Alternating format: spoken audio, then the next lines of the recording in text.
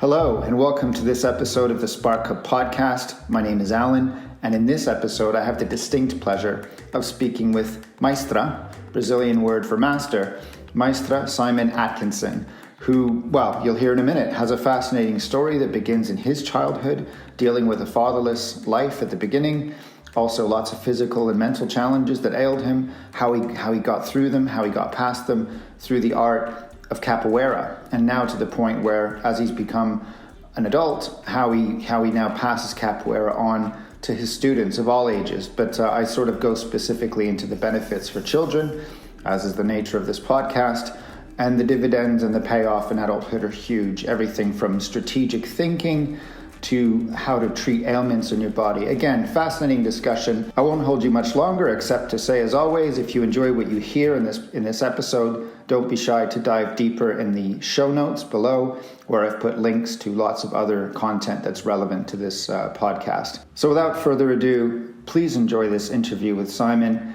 and his amazing story of dance, of movement, of music, that is the art of Capoeira. Cool. Yeah, let's go. All right. Hey, Simon, thanks for coming on the Spark Hub podcast. Really appreciate your time and the topic we're going to talk about, which is Capoeira. But as is tradition on Spark Hub, I would love you to open with one of your favorite quotes and tell us what it means to you.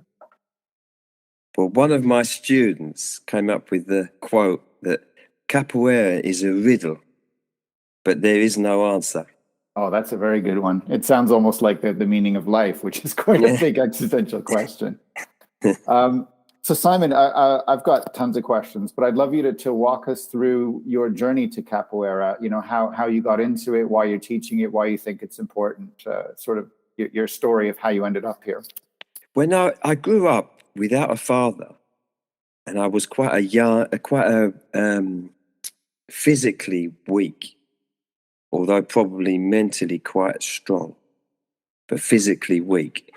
And I felt like I had some conflicts. And at some point in my life, when I was about 17 or 18, I decided to start practicing martial arts. And I was living in Newcastle in the Thatcher era with not much work available. And there was a club. No, it was an offering of free self-defense and fitness classes. And I started to do this very physical training. And it really did help me change how I felt about myself, and my character changed as well. And I became much more confident.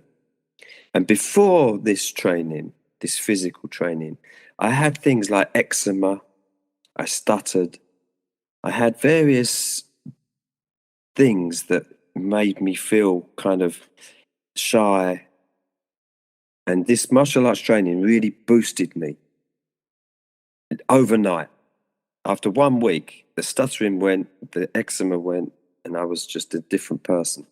So I realized then that the martial arts training was really good for me. And I continued doing it for about 6 or 7 years. But I did find it boring. After I reached a certain level, I wasn't as engaged as I could have been. And I don't believe it was the master.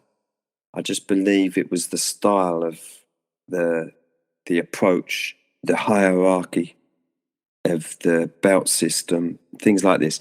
And then I saw Capoeira and decided to pursue that. I mean, just if I may interject, it sounded like you hit a plateau. And I had a very similar experience. Now, I had in contrast to you having a fatherless upbringing, I had a great father, great parents. They're still together today. But I did find solace in martial arts around the age of 9 or 10. I started in judo, and I tried other karate. And then recently, I've sort of gotten into jiu-jitsu, but I lack the consistency at the moment but I love it. Every time I go, as you say, you come away better, feeling better than when you went in. And like you say, anything that ails you mentally and physically, even though I'm not a doctor, will make no medical claims, there seems to be some sort of curative benefit to it. But I did, like you, find that specifically in karate, there was the katas. It was sort of constantly putting on a show rather than training or rolling. Anyone can train in doing that, but I wanted the real world experience of random fighting. So I understand what you're saying about martial arts. I totally get where you're coming from in terms of the discipline it can give you, in terms of the confidence it can give you, and especially if it's, as you say, a good martial arts where it's collaborative rather than combative. And what I mean by that is, you do have to have combat moments, but everyone loves you and everyone knows when to stop. And it's not about fighting or learning to knock someone out. It's about control and discipline. So I echo what you say, and I am a big fan of martial arts. Sadly, my children don't want to do it just yet. I'm trying to get them into it, but they see it as violent, and they don't want to get into that. So anyway, but so capoeira is interesting because it sounds to me like, if I'm understanding you correctly, you loved the flow of martial arts, you loved the discipline of it, you loved the physicality of it. It clearly made an impact in your life, but it seemed you were stifled or hit a plateau because of the hierarchy of it and the belt system. Is that right? Well, yeah, it was partly the belt system, but also I think the fighting as well. I always felt as though some of the things I was doing and using, it didn't feel as real as when I first saw capoeira, because basically you have to dodge. In capoeira, the movements are complete. So it's like swinging a bat at someone. It's a massive movement, but you have to move out of the way. And if you block it, it's going to hurt or break your arm. So It was real. And this real thing, it really got me. I loved it. And it was frightening, but it was the realism of capoeira, even though everyone perceives it as not a real fight. But for me, coming from a martial arts background, for me, going in the circle and playing someone when you don't know what's going to happen or what they would do, it became more real for me than a competition, for example. And so I apologize if this is an ignorant question, but in capoeira, there is no contact, right? Like it is doing the movements, but you don't connect with your opponent. Is that right?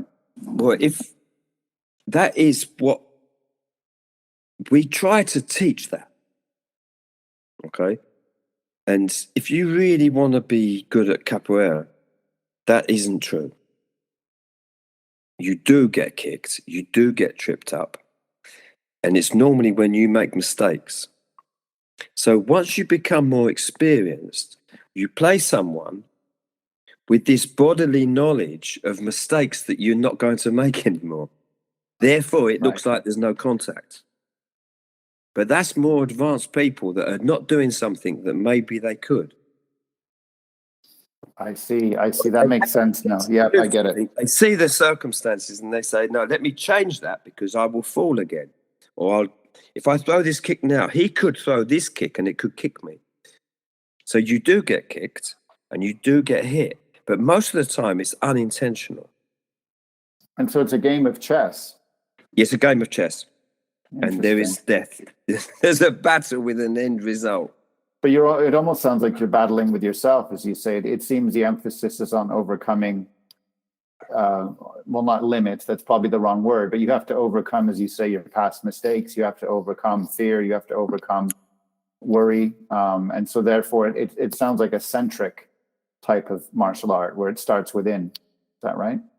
Yeah. I think the uncertainty as well. So there's fear and uncertainty. And when you first, not everybody, but when I first started to play, and I see this as well in many students, when they're playing and they kind of think, oh, that's not fair what you did. But it was actually them that created it's often something happens in capoeira that makes you need to evaluate your position in this negotiation. Wow. It's quite complicated, but I mean, this is more for adults and people that have gone into a more advanced level of capoeira. Well, because at first you learn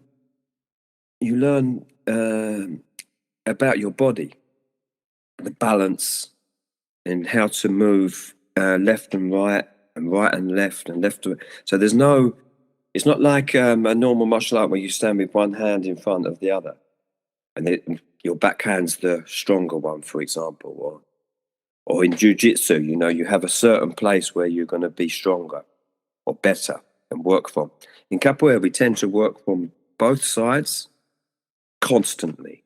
We never change. So the basic movement is always moving and then back, forwards. So the head's never in the same place. And you kind of have this physical training bodily. Children just copy it. Adults need to... Yeah, adults have to unlearn. Yeah. I mean, I imagine a guy like me who came up in certain martial arts, as you say, you adopt certain stances or southpaw, north, whatever. You learn these things and you say that's your start point. But it sounds like it's more fluid with capoeira.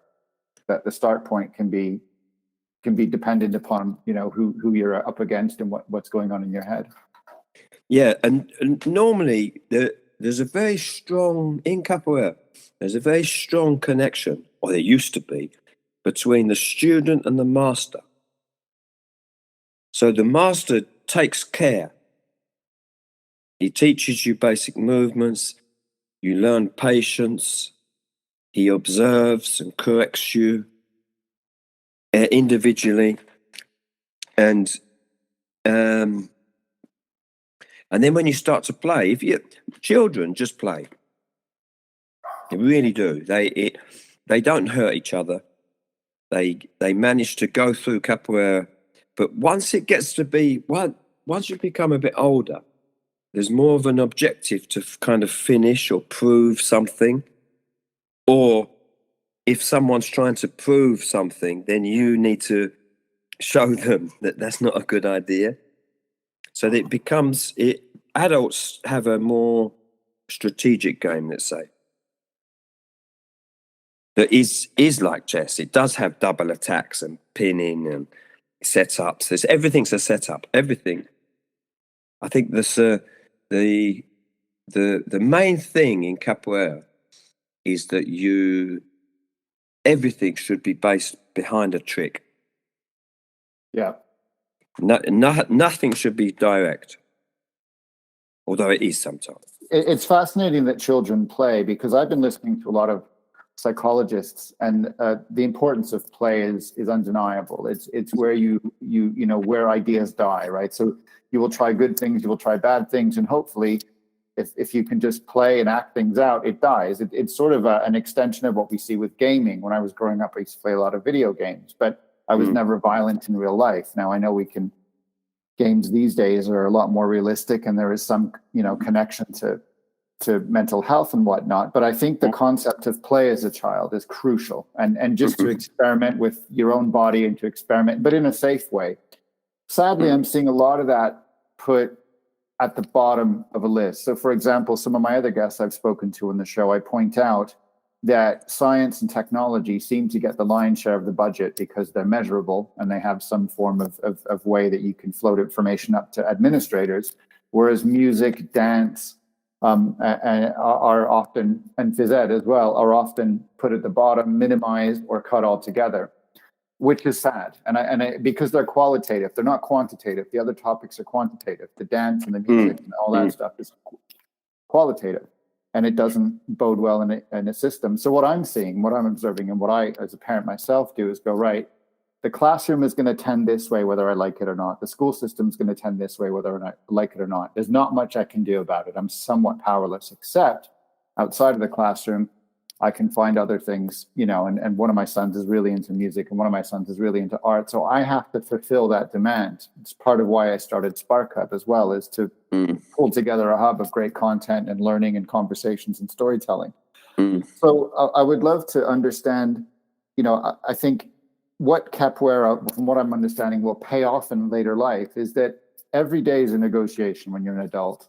We're you know, whether it's with information and fake news, whether it's in a boardroom, whether you're a police officer, a nurse, whatever it is, everything is a decision. And as Mr. Miyagi likes to say back in The Karate Kid, the best way to avoid a punch is not to be there.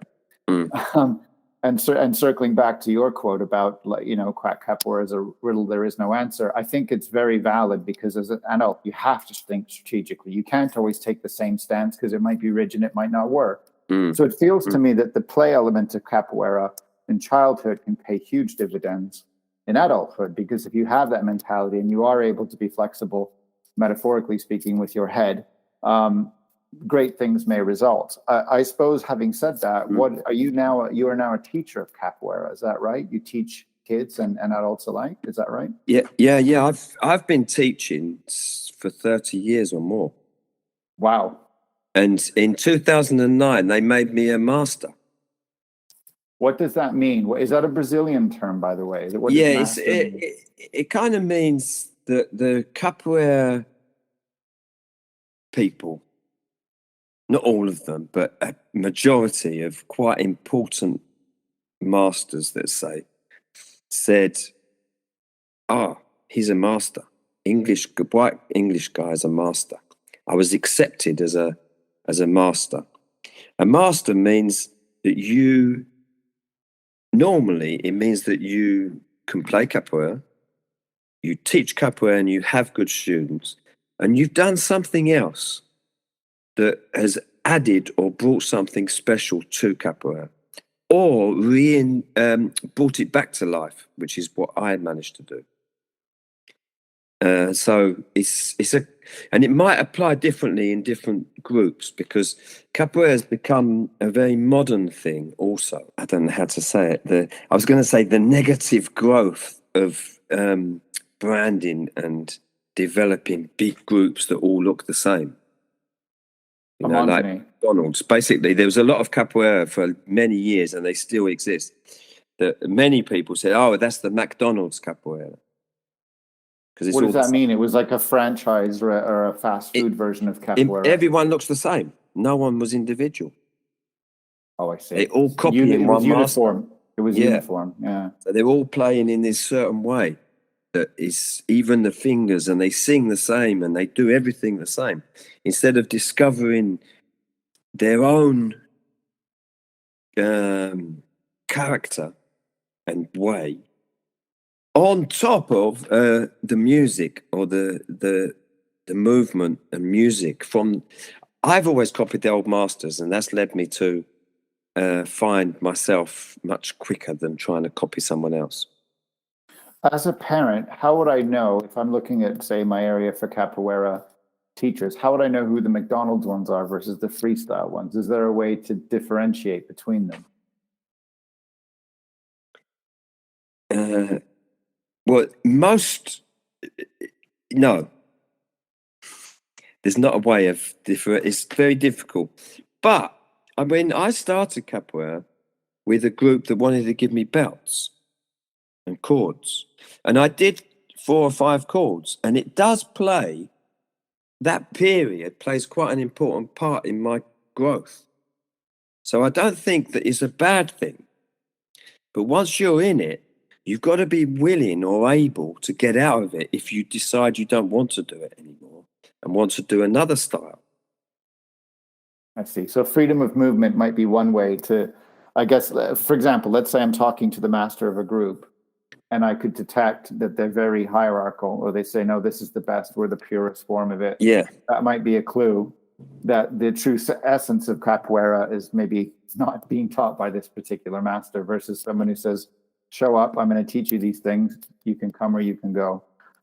I can understand both arguments, because I do know martial arts teachers, and they're very liberal in terms of saying, look, try this style, experiment, find what's right for you. But by the way, can you pay your monthly fees in advance and stuff like that? Because they do have a business to run and facilities to rent. So I can understand why a McDonald's franchisee business type thing would grow into become a business with recurring revenues. But it's good that you're doing hopefully both. And I think your approach is right, because if you allow the freedom and the collaboration, your students will just keep coming back. You don't have to lock them into a system. You don't need to lock them in. And, there's arguments for and against everything, it seems.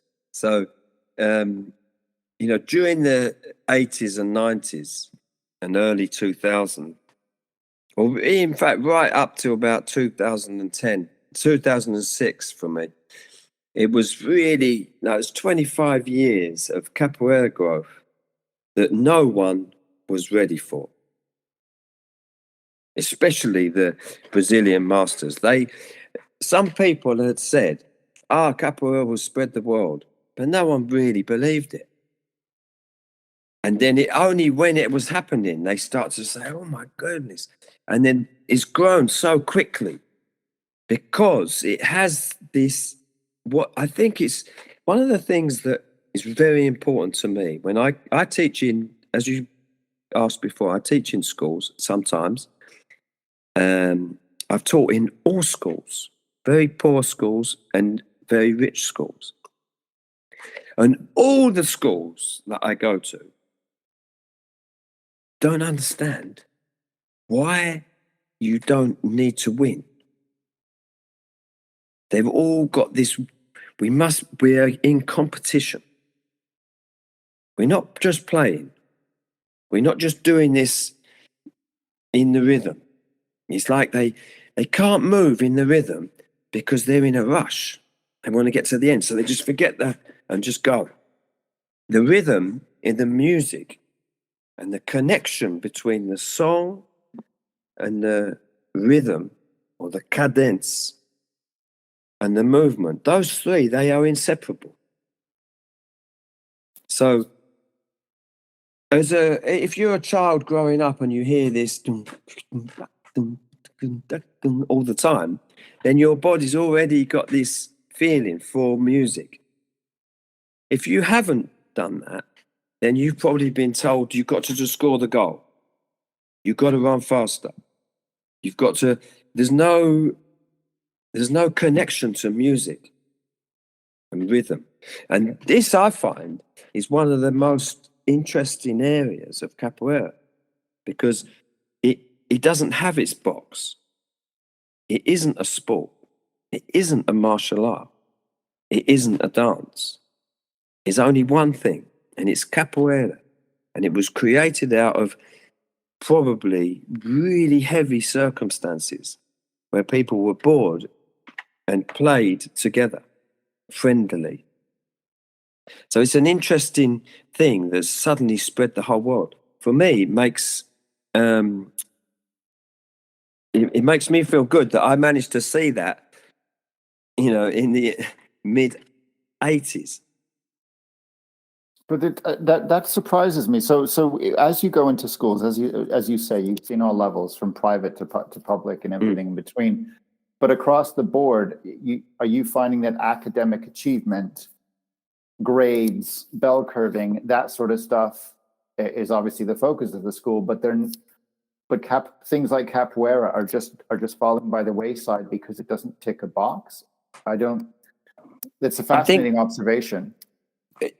What I believe is that I think if you're, like nowadays, everyone gets a medal. It doesn't matter if you win or lose.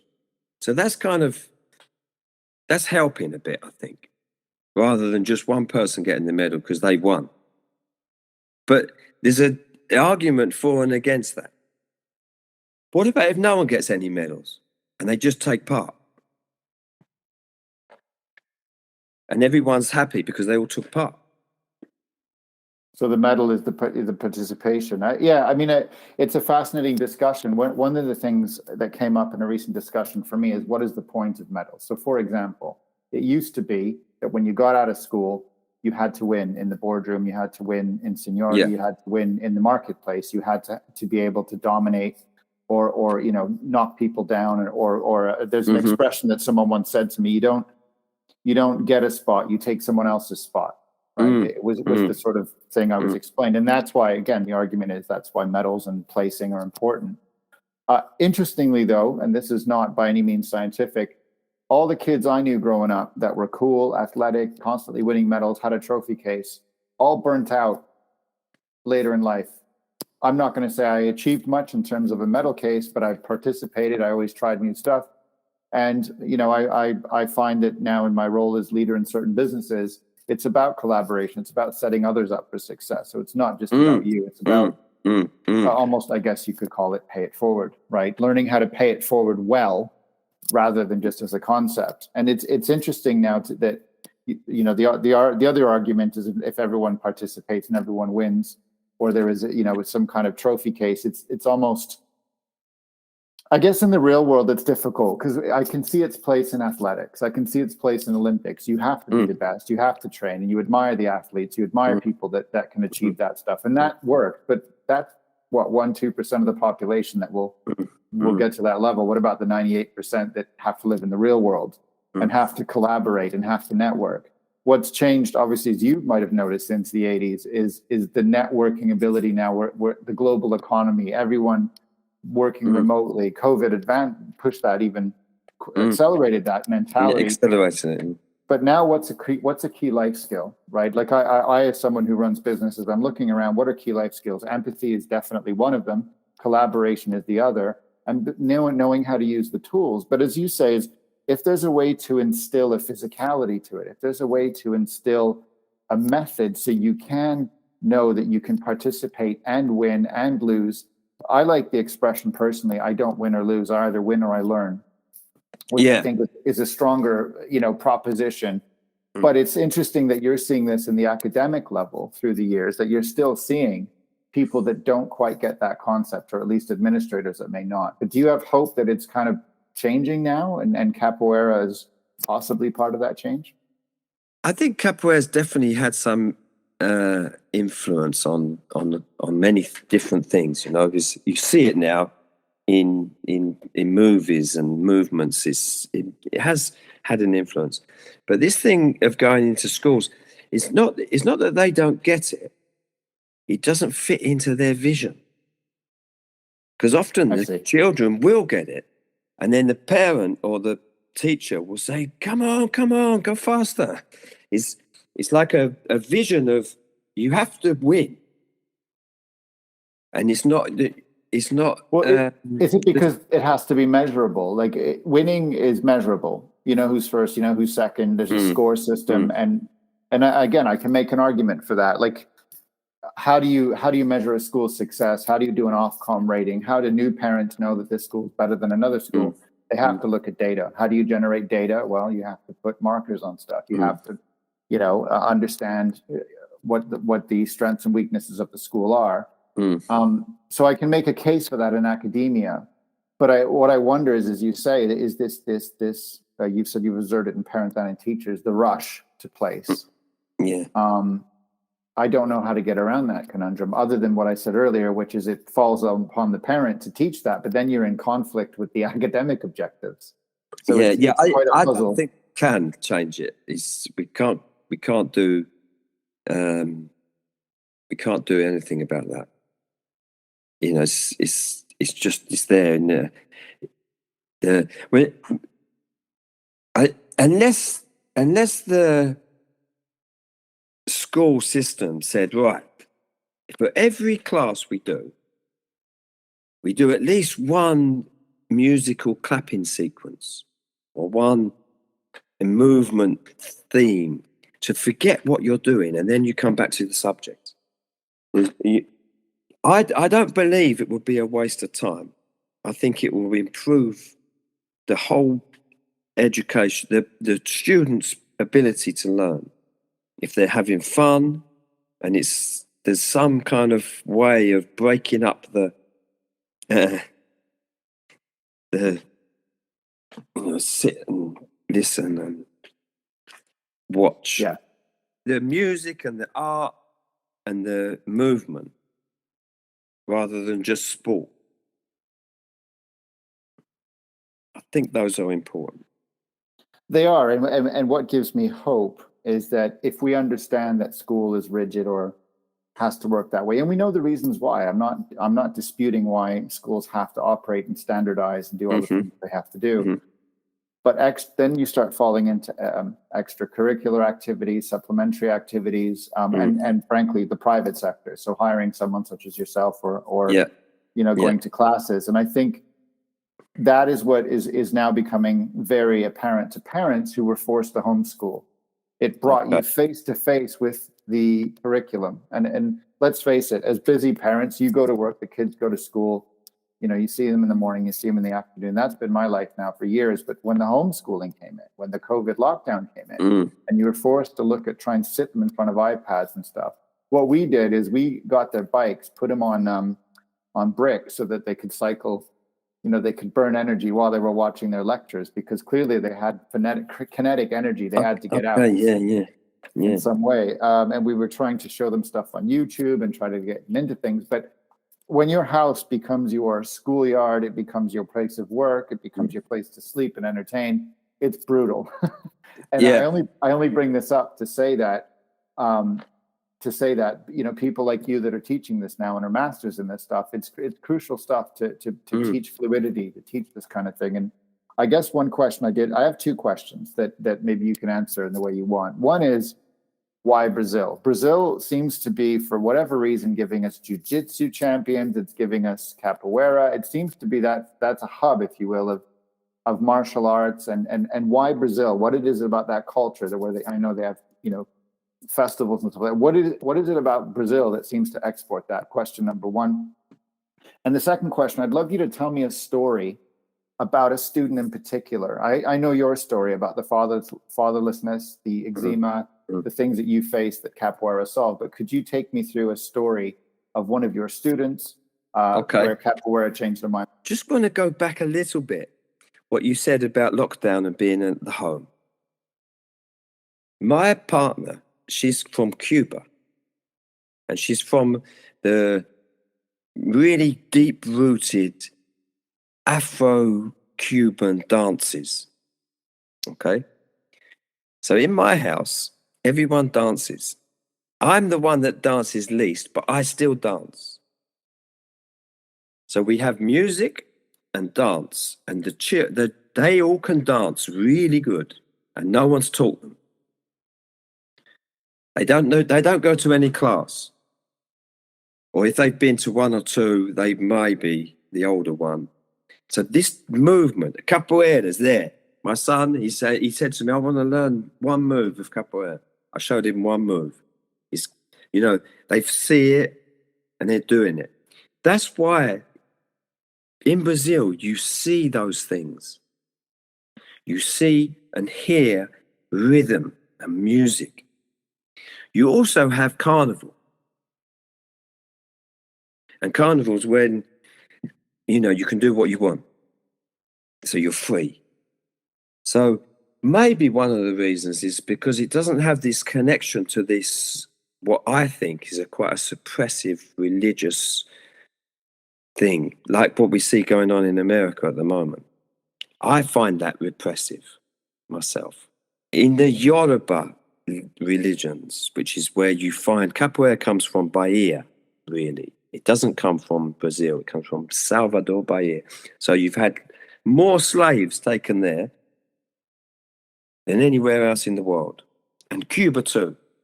And they got lots of different dances and good music, very good music, very good high energy. Everyone's fit and dancing. And not everyone, but a lot of people. So it's in the culture to dance. Baked in. It's baked in by this man. To dance, to have fun. You don't pay someone to go somewhere to watch a band to then just jiggle about. You come home, you put the song on, and you're clapping, you're singing, you're dancing all the time. That, I think, is one of the reasons why some things like from Brazil and Cuba are so attractive, because the people, they're happy. They're not timid and shy. They're not reserved in their physicality. They haven't been suppressed by society's what they see.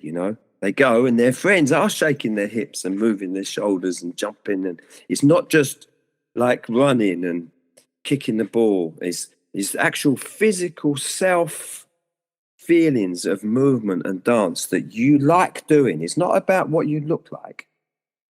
It's how you feel. So I think that the dance and music element of somewhere that has had slavery is a huge thing, because they had nothing else. So they have to make the rhythms by clapping and singing and dancing, because they didn't have instruments. They made instruments out of tables, and they made rhythms. And you see this there, and that allows them to express the happiness, and I see that. And when I first went to Brazil and I look around, I said, how comes they're so happy? And it's not just the sun. It's the culture. It's the people. It's the lack of anything. The lack. You don't have money. You don't have instruments. So they make music by singing and clapping and making drums and this kind of thing. So the toolkit's within. Yeah, maybe that's one of the reasons. And so tell us a story then of I mean, obviously we know your story, but what is the story of a student that you had that you suddenly saw a massive difference in them once they connected with you and connected with Capoeira? Well, I've seen a massive difference in nearly every one of my students. And about 10 years ago, someone came to me and said, every single man student you got here grew up without their father. And I was like, what? Or they've got a separation, or they haven't had a strong connection with their father growing up. And so which one do I choose? One of my first students, and unfortunately, I don't know where he is now. But when I first started Capoeira, he had just come out of prison. And he saw me with the berimbau, which is the instrument we use. And he thought I was crazy. And then he saw a book. And when he saw the book, he said, oh, so it is real. And I told him what Capoeira was. And he transformed everything. That was the first book he had ever read. He started practicing Capoeira. He went off to get a job. Capoeira does make you want to improve everything else in your life, because you feel that. And anyway, so he grew a lot in Capoeira very quickly. And I've had another one that came to me and he said, I've lost so much weight, none of my clothes fit. I think every one of my students has had quite a big journey with Capoeira, because you do it for yourself. You satisfy yourself. You go to play, not to win, really. It's to play, and afterwards you feel good because you've been playing Capoeira. So nearly all of my students have had this kind of journey where they've discovered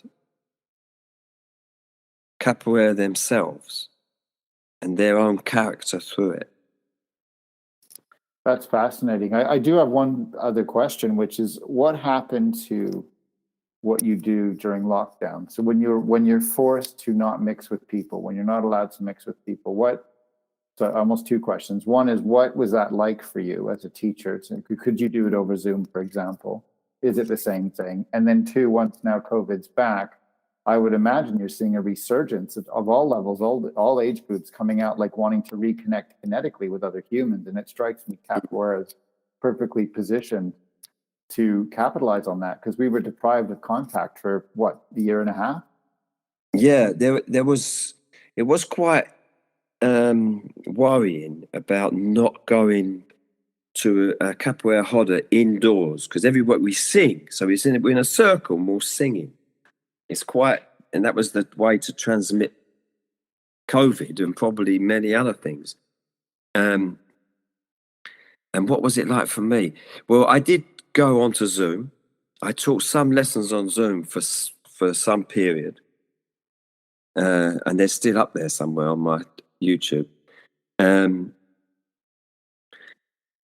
But there were some other good things that happened. I moved outdoors, and I've been outdoors since.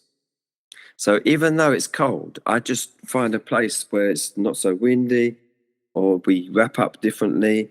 We do shorter lessons maybe, and I teach outside. So I've become more, I'm not really open to people that aren't buying into this already and kind of going to have a commitment to it, because it's, you have to be outside and suffer the inconvenience of the weather in this world. Yeah, there's one thing that when lockdown happened, I had a friend of mine sent me a link to something, and I watched one workshop, and it transformed how I think about movement, which I'd never done before. I'd always liked, I could swim a bit, run, climb, all these things. I thought that was good. But then I discovered that trees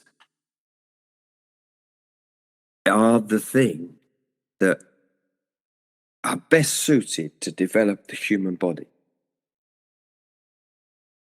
Because weights and gyms, and like if you do pull-ups, like the guy described it, he says, if you do a pull-up, and so your hands are always in the same position, you get a callus in one place. And he says that transmits to all the way through your body. You have this one strong part. And this is why people get so many injuries and things, because they've only got one part, but the bit right next to it's weak. But when you're in a tree, you're twisting and turning and pushing and moving in all sorts of different ways. Never the same, even if it's the same tree, because you find different ways you can just move a little bit up it or down it. You're dealing with the fear of the height as well. And you're connecting to the fact that humans went through this period of being in trees. And it's changed everything. And that happened because of lockdown. And I've become, Well, what a revelation. It's interesting. There's a tree across the street from us, and I often get my kids to climb up it. It's quite a big tree, but I'd never considered, as you say, that in a gym, it's all isolated movements. It's chest day and back day and arm day. And I used to be into that when I was younger, but I want me more. Too. Yeah. I like a holistic workout now. And that involves, movements and drills and burpees and things that are a bit more dynamic. Definitely. So that's fascinating that you discovered that. And it brings up an interesting thing, which is I grew up climbing a lot of trees when I was younger.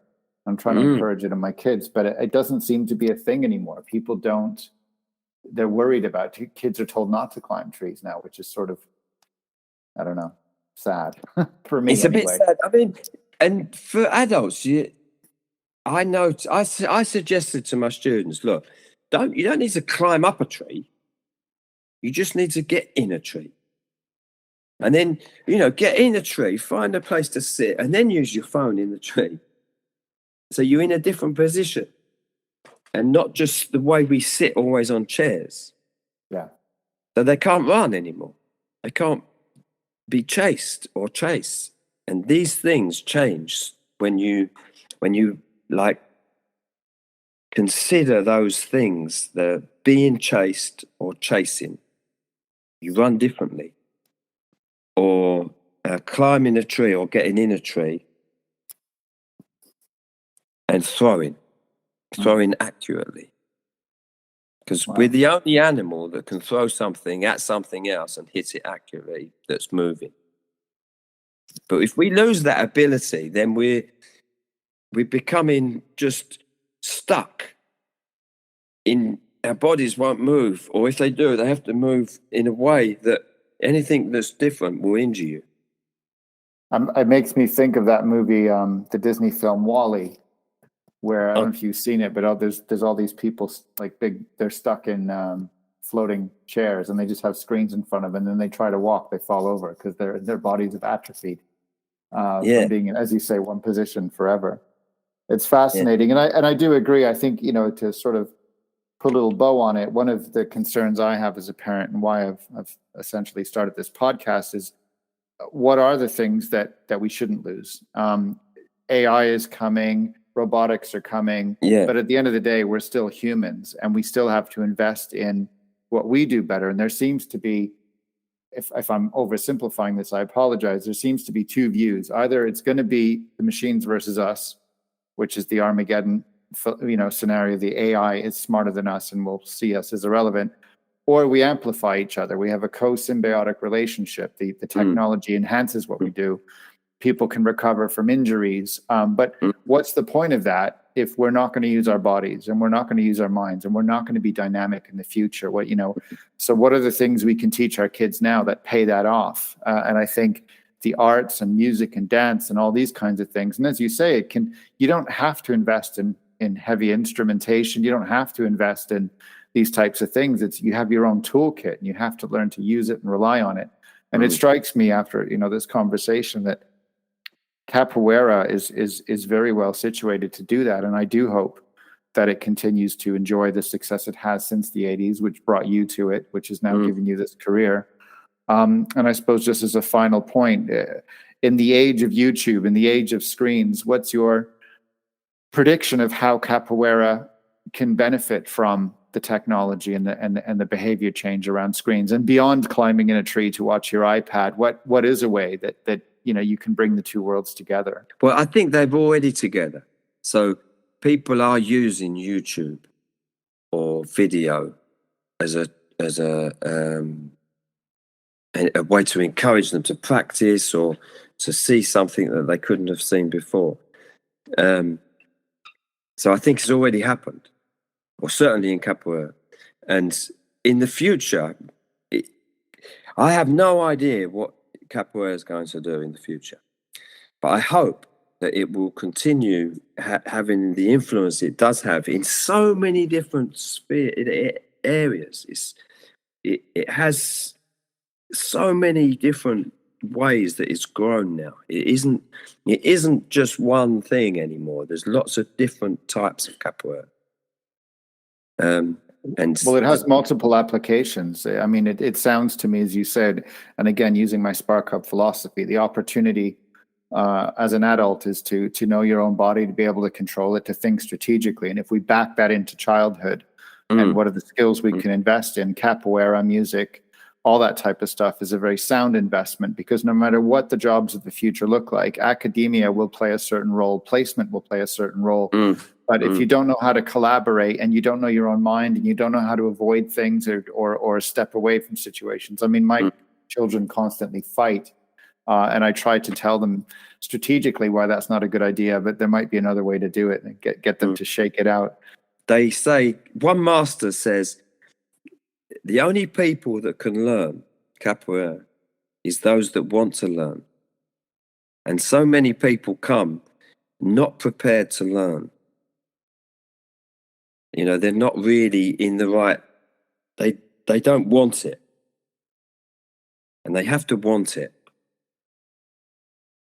I suppose that's the same with a musical instrument or anything else. Well, if you can describe, but this is one of the things that came up in another interview I did with someone who started a school of creativity. Her philosophy was, if you can describe the benefit in advance, so if you can tell a child why you're taking its time up, then you can teach them anything. So I think the articulation you've given to it is here.